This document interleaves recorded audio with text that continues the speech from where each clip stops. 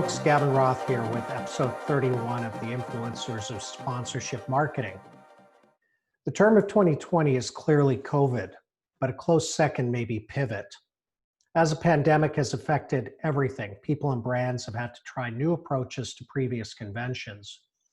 Narrowing this to my professional world, I've been intrigued to follow how sponsorship properties and their partners have pivoted from traditional live events to virtual events and community engagement initiatives. And to explore this, I'm thrilled to be joined by Daniel Donkers, Associate Director of Sponsorship at SickKids Foundation.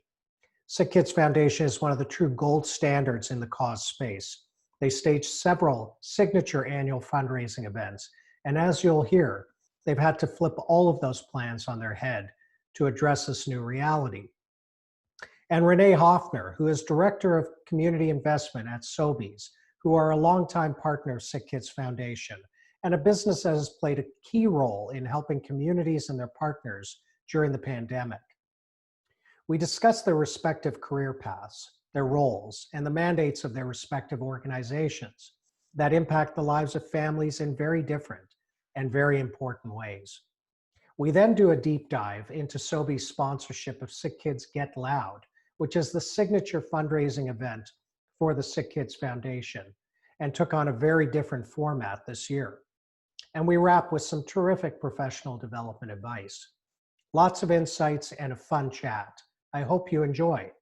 And for more episodes of the Influencers of Sponsorship Marketing, follow me on LinkedIn, visit Apple Podcasts, Spotify, SoundCloud, YouTube, or check out rothrevenue.com. So thank you so much for taking the time. Thanks for having us. Yeah, thank you so much. So we'll discuss Sobeys' involvement in the SickKids Get Loud event shortly, but first, I'd love to discuss your respective journeys as you both work for remarkable organizations and you have roles that my listeners would aspire to. So Danielle, let's start with you. SickKids Hospital is an iconic Canadian institution. We all know that. Positively impacts the lives of countless families. You must be so proud to work for the foundation. Maybe just talk about how you began working there and what your current role entails. Yeah, absolutely. Thanks, Gavin. That's a really nice introduction. So I've been with the foundation for just over 4 years. And prior to that, I was at WE, also known as Free the Children, on their corporate partnerships team for just over 3 years. When I joined the SickKids team, I joined 2 days after the Versus rebrand was launched. So as I was hearing, it wasn't no, you. it wasn't me. I didn't Because dream I've up heard, that I think commercial. I've heard a lot of people take credit for it, so that officially wasn't you. Okay, got it. I can't, unfortunately. I'm 2 days late from being able to take credit. But yeah, so as I was gearing up to join, the first Versus commercial was launched. And so I kind of feel like I got into a very fast moving car and have been along for the ride ever since. When I joined the foundation, I joined as an associate on the sponsorship team and then moved into the manager role and just stepped into the associate director role. So it's been a very busy 4 years. On the sponsorship team, I'm responsible for developing and designing new sponsorship opportunities across our suite of events, as well as working with our hospital partners on what sponsorship could look like within the hospital, so at our hospital conferences and different staff celebrations. And then we're always innovating and developing new events, so really working to see what's next. When a sponsorship opportunity is designed and sold through, I support taking on the relationship management of it and ensuring all of the sponsorable benefits are activated and the reporting gets completed as well. Cool, and we'll talk about some of that. Certainly you've got one of your great partners here that you work closely with. So Renee, ton to discuss about Sobeys. Opinion of one, opinion of many. A brand that has elevated over the past couple of years through a combination of savvy brand marketing, dialed in community investment, and most recently a thoughtful response to the pandemic. Talk about your journey to your current role and your mandate as Director of Community Investment at Sobeys, because I've always, for one, found that those titles interesting of what really is involved in community investment, right? Yeah, my journey is a bit of a unique one, and common actually in the field of community investment. You meet people who have taken long, windy paths to find themselves in this role. I actually started out in art school and was doing community development work through the visual arts in Alberta, and fell in love with the nonprofit sector, and did a series of roles in just outside of Edmonton and Calgary around the arts, the visual arts, and how to storytell and share real life lived stories through expression, through the arts. And through that, just dove into the nonprofit sector, like did everything from, fund development, program development, and after about 7 or 8 years, thought it would be really great to take that learning and sit on the other side of the table and enter the community investment world. I started out with Canada Safeway and managing their Safeway Foundation, and then that role expanded to all of their community investment, which was how we engaged our store teams in the community, as well as strategic partnerships, and then moved into our full corporate social responsibility portfolio. And then Sobeys acquired Canada Safeway in 2013. And Danielle mentioned, her journey starting and like jumping into that fast moving train as it was rolling with Versus. And I really felt the same way. It was, now suddenly we went from, a Western Canadian company, joined a national company that had tremendous growth, and just a fantastic learning experience, communications, and then still continuing with community investment. And now more recently, focusing just on community investment and a really thoughtful, strategic decision by the company that how we engage the communities where we serve, how we engage and empower our people to be able to be active, contributing members of those communities, needed a team and attention and resources behind it. And that's been our work over the last 1.5 years, especially, is renewing our community investment as part of our, whole corporate sort of refresh through our 3-year strategy, which was Project Sunrise. Yeah. And now we're entering into our new 3-year strategy, which is Project Horizon. Those are great names.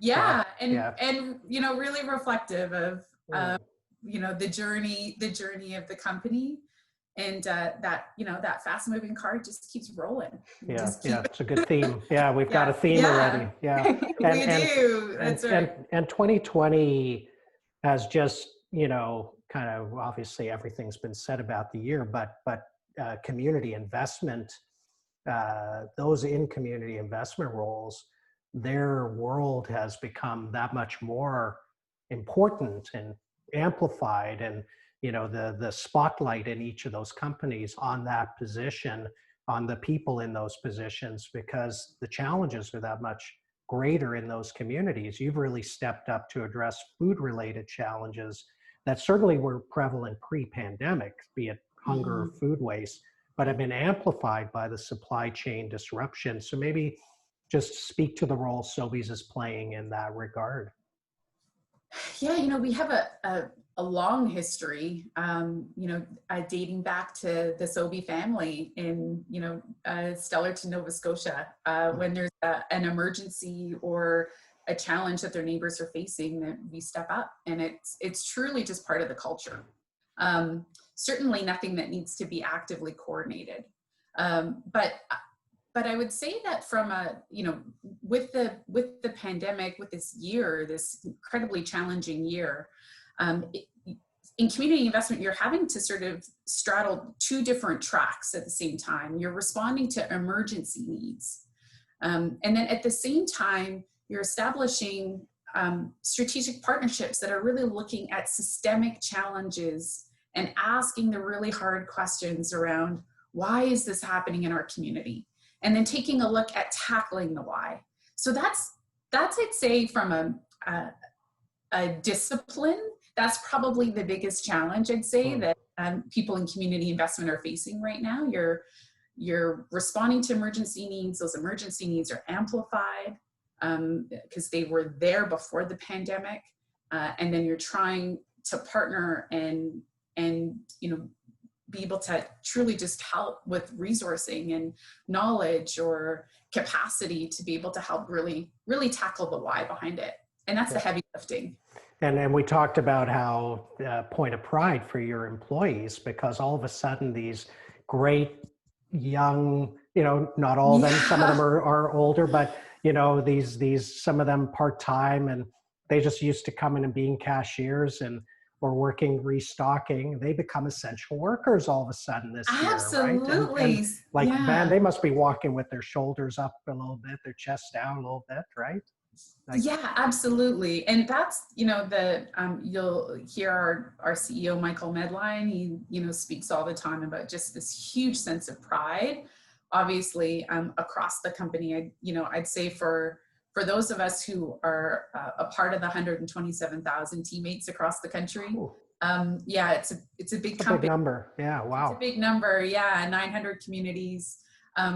It's our store teams that are really, they're the engine and the heart behind the business. They are the ones who are opening up the doors, serving our customers, also responding to those emergency needs as well. And our leadership team in those very early days of the pandemic identified what are our priorities and what do we need to do. We need to keep our customers and our teammates safe. We need to ensure that we can serve the grocery needs of the community in a difficult time. But also another priority was we need to help our communities and we need to do it fast. And within 10 or 11 days, we launched the Community Action Fund. And rather than identify sort of one or two key organizations that we could make large investments to, we took a very different approach and we empowered all of our store teams. We armed them with funds and said, your community's best. You know what they need right now, remove the red tape, and then just get the resources there.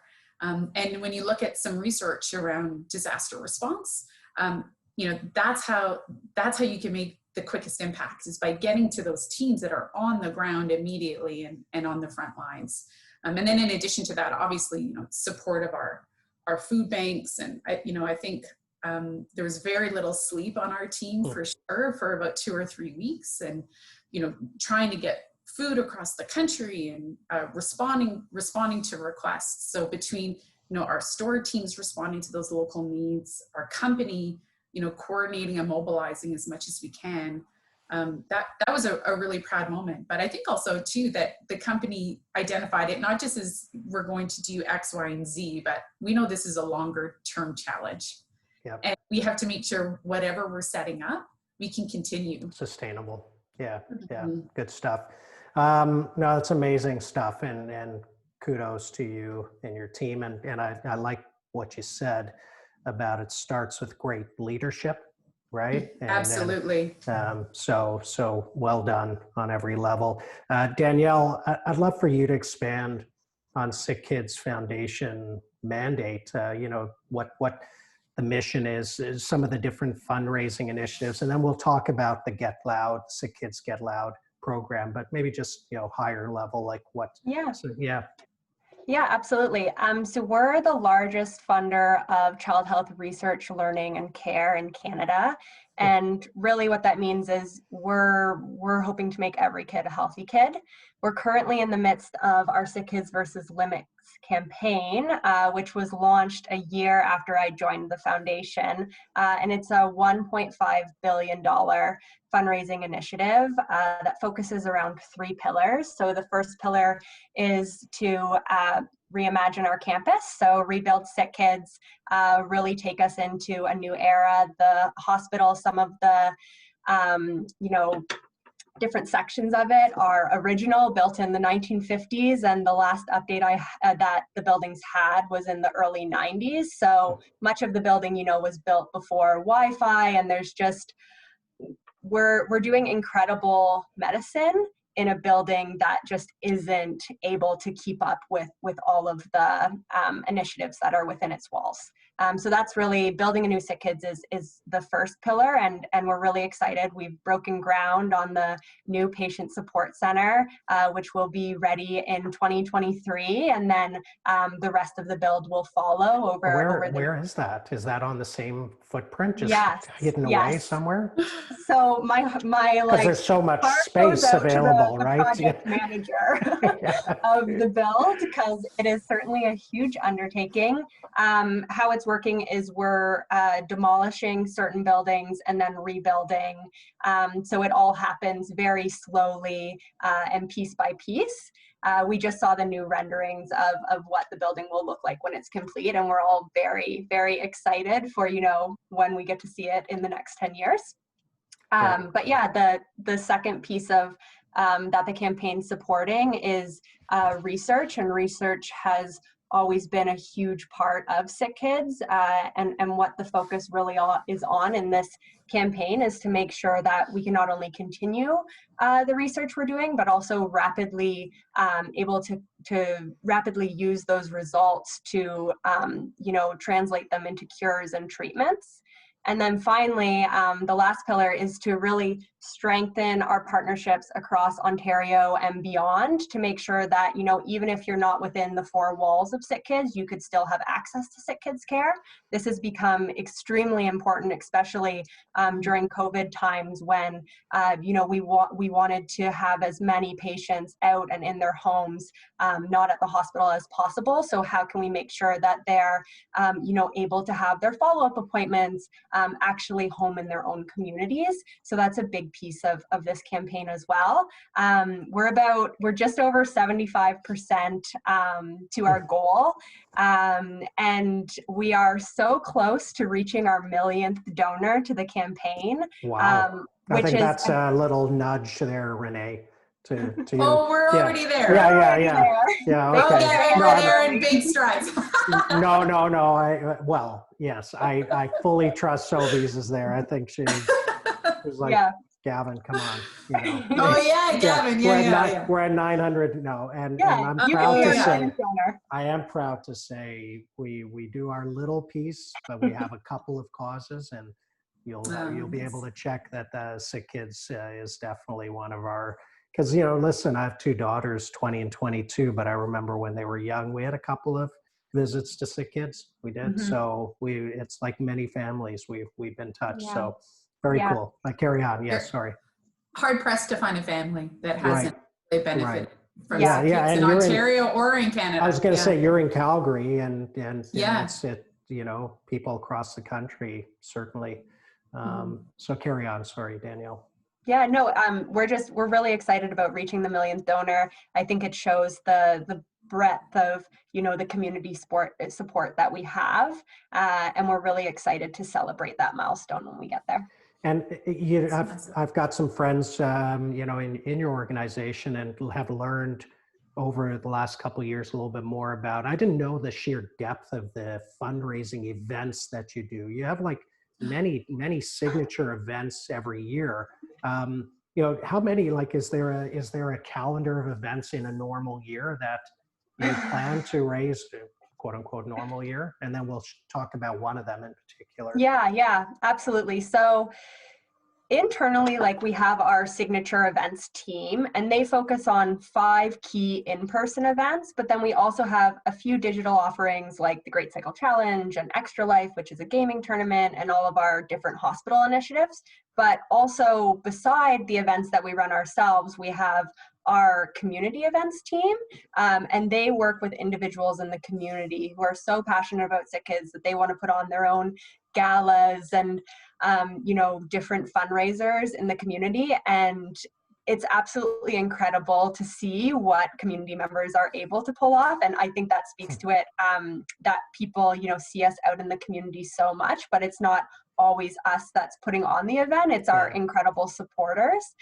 So yeah, we have 5 key ones that we put on each year. And this past year, when COVID hit, we had to unfortunately cancel 3 of them. March and April is probably our internal very heavy period for events. And so it was, right at the start of the pandemic. So those ones were canceled fairly early. We were still able to, retain some of the sponsorship and convert it to donations. So that was incredible to have the support of our partners to do that. And then when we were kind of looking ahead in that spring timeframe, we were able to, say, okay, what do we have coming up on the calendar? Get Loud was fast approaching, and, that March timeline is typically when we're doing kickoff calls with our sponsors to find out what their priorities are for the year and, how do they want to activate and what's new on their team. And we were having very different conversations at that time to just say, okay, we need a minute to regroup and find out what's actually going to happen at the end of September with this event.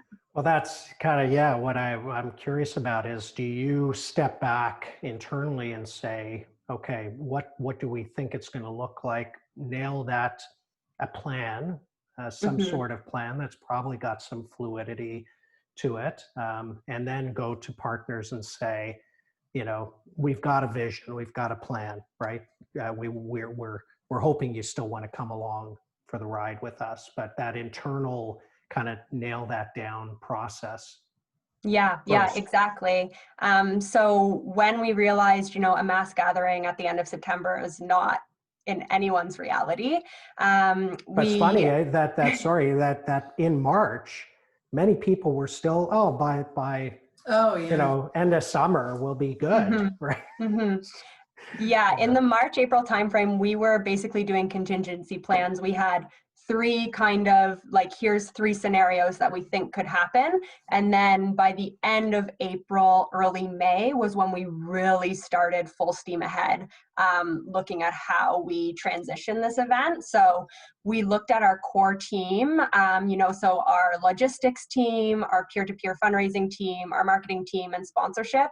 We all kind of broke out into smaller working groups and said, okay, what makes Get Loud Get Loud? What do our participants care about? What do our sponsors care about?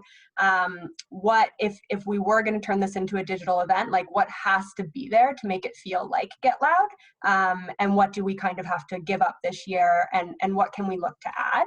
So it was really a full team effort to start to transition this event.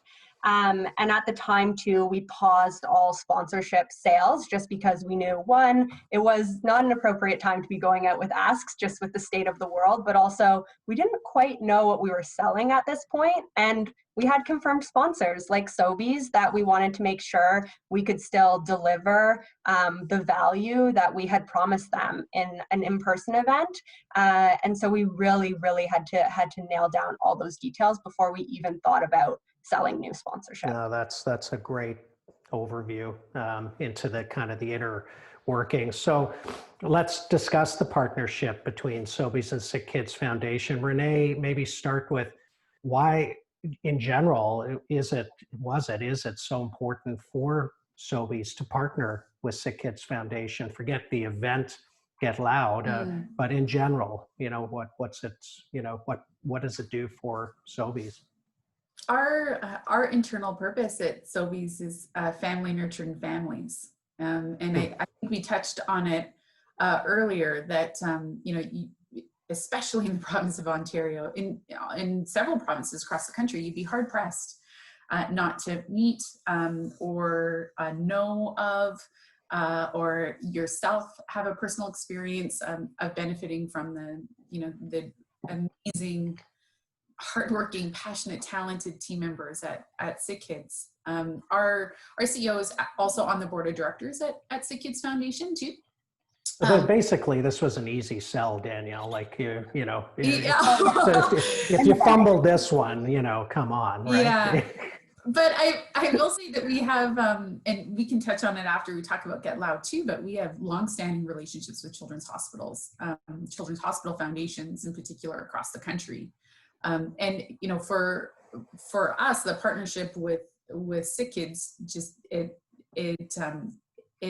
aligns, with our purpose, our company purpose. And for those listening, when you're, developing community investment strategies, aligning it to your core purpose is really important. And also, we're in a really unique position as a business in that we have families of all varieties coming through the doors of our stores every single day. And that includes, people who are caregivers, people who have children, people who aspire to have children, and kids themselves. So for us, a partnership with SickKids was a very organic, natural connection and alignment for us. And then also too, we can go on and on about, just the talent also in the SickKids Foundation, that they are master storytellers. Know how to be able to, in a very short amount of time, tell the why, the sense of urgency, and then inspire people to act. And that's really hard to do. So for us, there's all sorts of reasons, but, we look at our community investment in a couple of ways. Obviously, it's, the philanthropic investments and what we can do to really make social change. And then on top of that, how can we bring that partnership to life in the communities that we serve, because we are so present in those communities.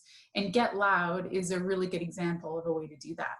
For us, we had to move this year from, 2 years of big brass bands, stop with like food sampling and huge Sobeys t-shirts, and oh my gosh, a huge big group of employees and their family members walking, to suddenly not being able to do any of that. And that for us was also a really big pivot too. And just such a tremendous partner in SickKids to brainstorm and walk through that, and also be they were just so sensitive and to the realities of what our business is going through also at the time. No, that's well said. And that you jumped right in. Are you reading my screen here? Because the next point was just to speak about how Sobeys was integrated into the event prior to 2020, and what kind of alterations. So maybe Danielle, you can chime in here. Is when we met and did our pre-talk, you shared some of that, like but maybe set that up with what did Get Loud look like? What was that event for those who don't know prior to 2020? Yeah, absolutely. So we've been running a walk at the end of September for the past 8 years. So this is our largest signature event. It's our flagship event. This is the event that the majority of participants are made up of patient families, patients, and all of their supporters, friends, and families. So it's a really, really special day. It's an emotional day. And so we always start the morning with a rally piece where everyone gathers in a park in downtown Toronto. We announce how much money was raised for fundraising and really kick off the day. And then, 4,000 people are unleashed on downtown, and they do a 5-kilometer walk through the streets. And there's sponsor activations along the way. Sobeys has traditionally been our midway point. And as Renee said, they do it up very big. They have a brass band. They have a Sobeys arch. There's snacks. It's by and far one of the highlights that participants say about the route. And then when they arrive at the end of when they cross through the finish line, they end up at Fort York, and they enter into the park, and there's, a big, it's like a family fun fair. There's, bouncy trampolines and rock climbing and craft tents. And last year Sobeys was on site with this huge ice cream truck. And there's also a concert element. So we've had, performances from Bare Naked Ladies and Serena Ryder and Dwayne Gretzky. And so it's a really exciting day. And so when you think about all the elements to that, you're kind of like, how do you bring this to life virtually? And when we were also thinking about it, we also knew that, even though we were only, in May, we knew that there was already Zoom fatigue. So, people we almost had some of that this morning. Yeah, right. Testing. Yeah, exactly. So we really had to think about how do you translate this to the digital space. And so really the key things that we did was take the event from being 1 day to being 30, so that we could extend the sponsor, we could extend the visibility all throughout the month. It also allowed participants to choose when they wanted to participate. So they set their own kilometer goal and fundraising goal. And, we weren't saying get out and get active on this one Saturday. We were saying anytime throughout the month of September, get active any way that you want, whether it's walking, running, riding your bike with your family or alone, whatever you want to do. And then thirdly, we removed the fundraising minimum and registration fee to participate, because we knew that this was a really unique year and we didn't want any financial barriers to participate. We really wanted everyone and anyone to come together in September and, show their love and support for SickKids. So yeah, that was kind of the event and how we transitioned it in a nutshell. Very good. And so, Renee, maybe just so how did you fit in? I think there was talk of some Sobeys, gift cards maybe to reward people. Just talk about how then you fit into that 30 days. And that is I was saying to somebody the other day, we were talking about headphones and getting it in black. I said, it's Black Friday. You got to act now. He says, Gavin, it's going to be Black December, right? Like everything is going from 1 day to 30 nowadays. It's the trend, right? I feel like it should be Christmas now and not like it is actually, because we're trending always like 3 weeks earlier because everyone wants to get Boxing Day became January became Boxing Month. Yeah. How'd you fit in? Well, for us it was it was a much quieter activity for us because we didn't have as much of the on-site color and activity. But Danielle touched on it earlier that, in those early conversations, as SickKids was able to bring to us, here's what's important to the event. Here's what our data and our insights showed us from last year, which is super important to have. Love that. In times like this, that's actually what allows you to pivot and then to be able to create something that's sustainable or manageable too. So by SickKids having that data and those insights to be able to say, here's what's important, we could actually then target and focus in on how to bring additional value and support to the event. So that came in the form of gift cards that were then used as prizes. I can't think of any more valuable. I mean, our grocery bills have gone like everybody. It's an every week everyone's thing. home more. Everybody's home Everyone's more. just home more. That is such important stuff. So and the response was really great on that. And also, again, coming back to that sort of storytelling and alignment back to our purpose and brand. SickKids developed this really great content, this social content of kids, like SickKids ambassadors, literally in the kitchen making snacks and making food. And it was powered by Sobeys. I love that. And the food was delivered by Voila. And the food was delivered by Voila. Which for those who don't know, is your new tell Voila. It's our new e-commerce platform that's right now in the GTA and in Greater Toronto, and it's amazing response. So there's just, I think, Gavin, we could probably do a whole podcast series really on the grocery industry and Sobeys in 8 months or even 3 years. It's your home delivery service, right? It's our home delivery service. Absolutely. And then also too, our that is a whole area of growth in the business, obviously, that planned but is on overdrive for I sure, would given imagine. the realities of COVID right now. But so the social content, it was a great opportunity to get that voila brand, out there and attached to something contextually relevant, right? Yeah, well, we actually didn't have the Voila brand associated with it because as we were planning, Voila was launching. So it was like everything was happening in tandem. But Are we gonna bring the car back into the car analogy back? That's in? right. Yeah, no. Maybe a delivery truck. Maybe we can shift it to delivery truck. Perfect. Yeah. Yes. But the fact that SickKids just could brainstorm and innovate opportunities for us to be engaged in a really authentic and meaningful way. That when people saw it, they weren't like, well, "Why is Sobeys a part of this?" It was like kids that in the makes kitchen, sense. and you could hear sort of moms in the background, and there was like siblings. An arm would reach in. Yeah, and like spills of flour and whoop, and all sorts of real. That people were living at the time in their kitchens, in their homes. Love it. We couldn't bring the snacks and the food to the participants. We were able to bring the kitchen into other homes, and we were able to bring children into other homes as well around engaging with food. That's awesome. I think it's again a really great testament to the SickKids team that they're always open to partnership. Yeah, cool. And brainstorming as well.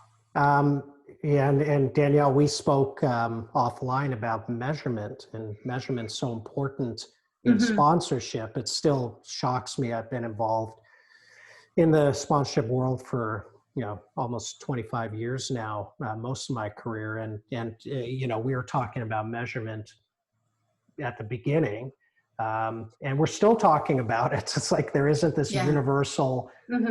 Talk about how you guys help partners see the value. And I know you work with IMI, who's a great a brand and partner in that.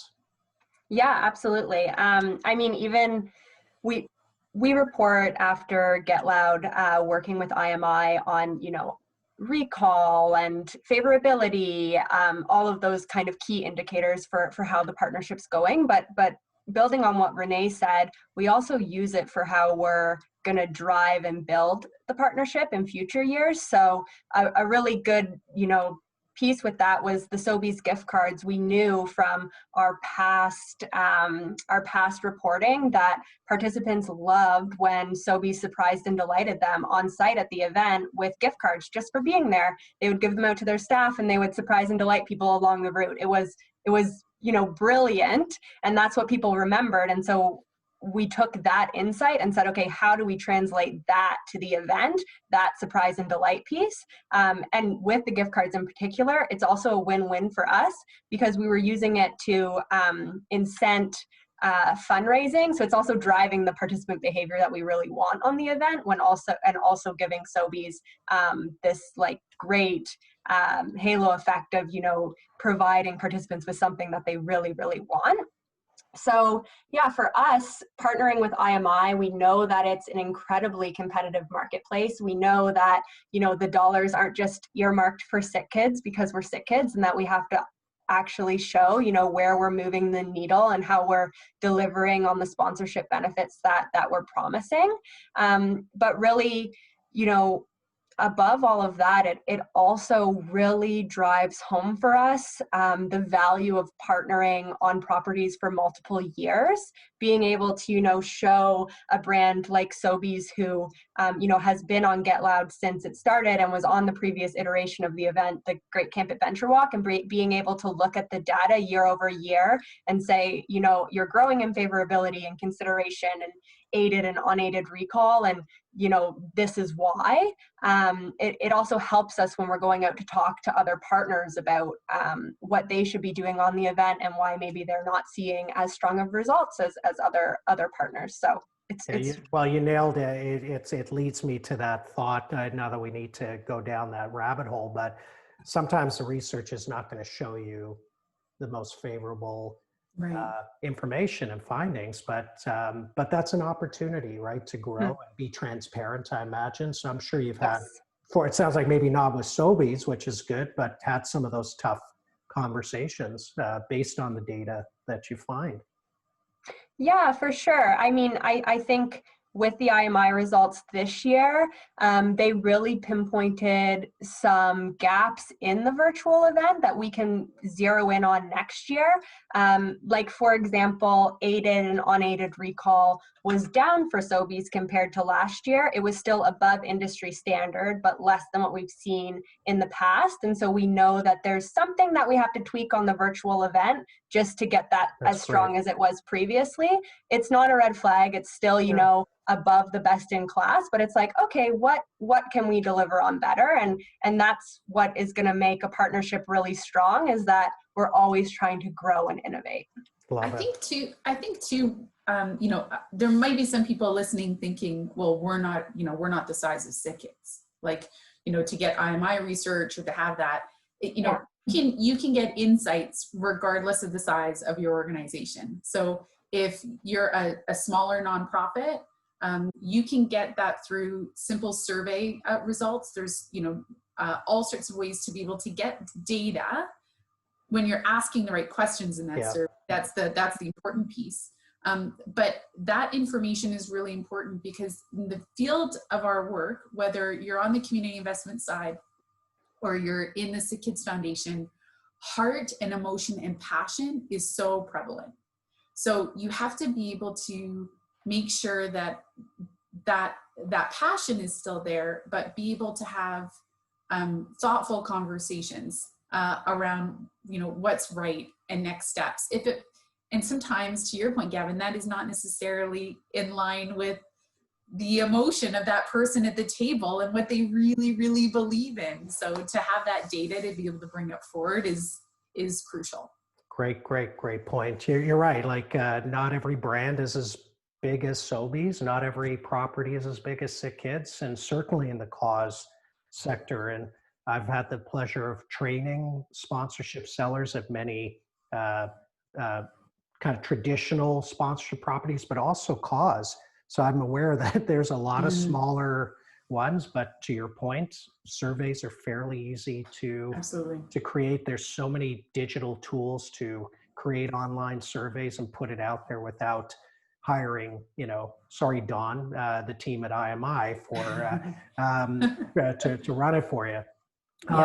So, and a comment both of you kind of touched on is one of my last points before we wrap is so how do you plan for 21 as we sit here in early December of 2020? You know, we're hearing positive news about vaccines, but there's still so much uncertainty, especially how it's going to play out in Canada. Have you guys had these conversations yet? Do you think it's going to be virtual again? Maybe it's virtual, maybe it's hybrid, if allowed, you know?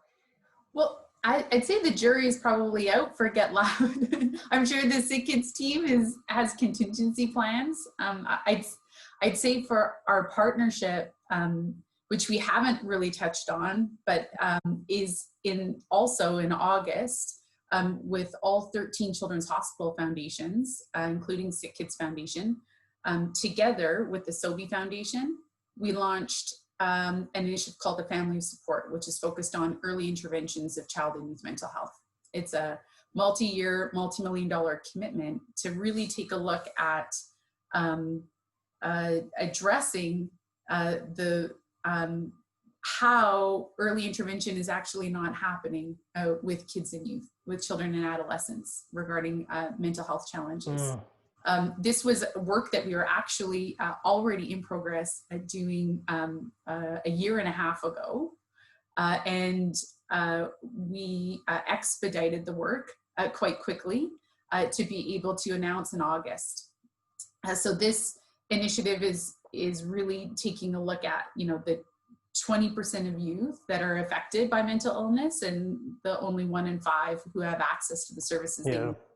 So for us, how we're sort of evolving the partnership is really taking a look at what that social impact is. and showing, you know, how we're working together in a really focused way. I think, you know, the stats that actually the SickKids Foundation team had helped to pull together was that, you know, emergency rooms over the last 10 years have actually seen a 70% increase in mental health challenges coming through the doors of those emergency rooms at children's hospitals, which is astounding. Mm-hmm.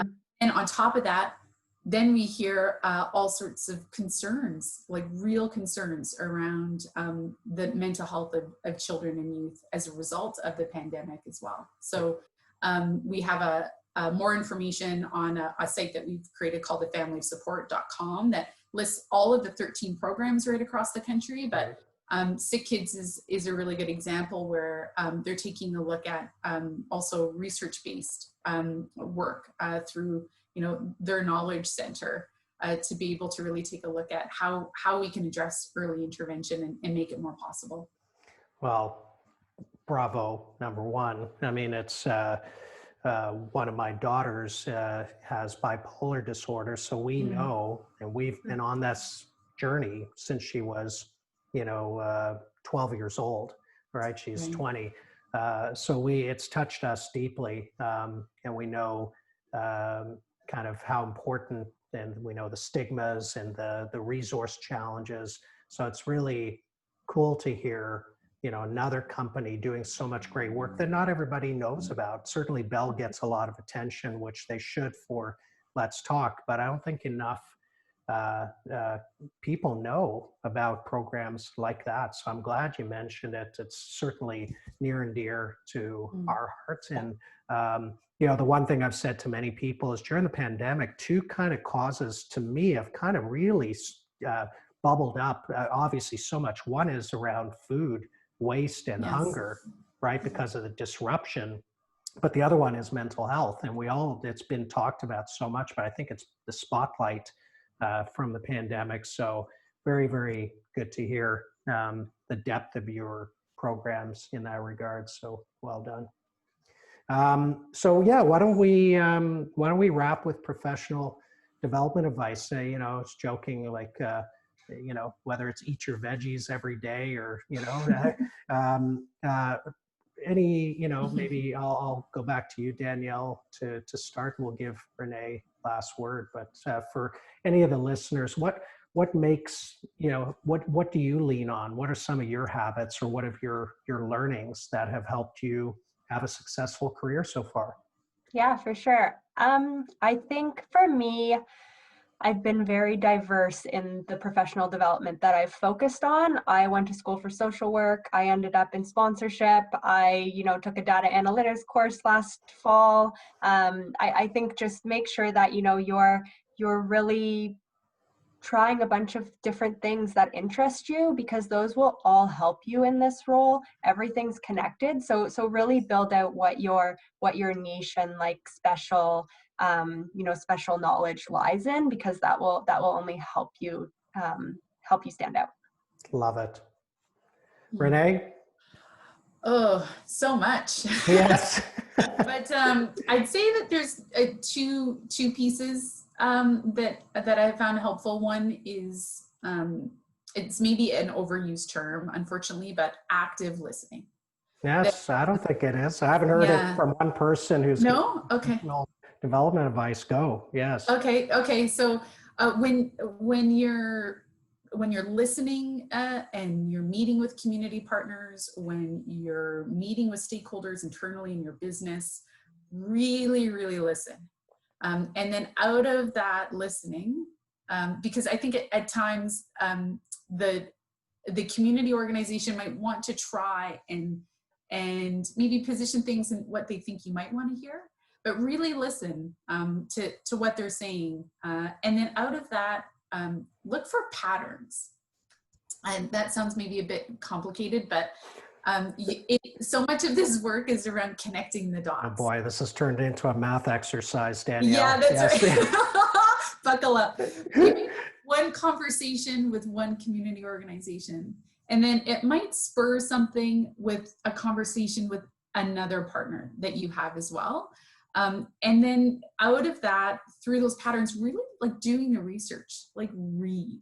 Like that's probably the one piece that, you know, like dive in so that you can really understand the subject matter, not be the subject matter expert, but understand those key partnerships that you have, and look to those partners to help you with that work too. That's amazing. I love that point. I say it in the training I do, is just because, so from a sales standpoint, Danielle, you would get this, and I think you're very much wired this way. I can sense is, yes, you are the kind of the point person for making something happen, but oftentimes the best approach is step out of the way and bring in the subject matter experts and let them talk to their peers. And you're just facilitating. You don't always have to be the one driving every step and, you know, making every move. And, you know, an analogy, I'm a big sports fan. There's a great Canadian basketball icon, Steve Nash. I often bring him up, you know, good Western Canadian boy, but he was never the guy who scored the most points, but he would bring the ball up, he would call the play, he would put it in the hands of those who can make the play, and he's in the Hall of Fame, right? So I tell sellers, think of yourself in that kind of light. So I love that point that you brought up. Listen, awesome. You're right. We could speak forever, but I promised I'd let you get on with your day. The time and the insights is so much appreciated. It was just a fun conversation. So thank you to both of you for lending your time. Yeah. Thank you so much. Thanks. It was great.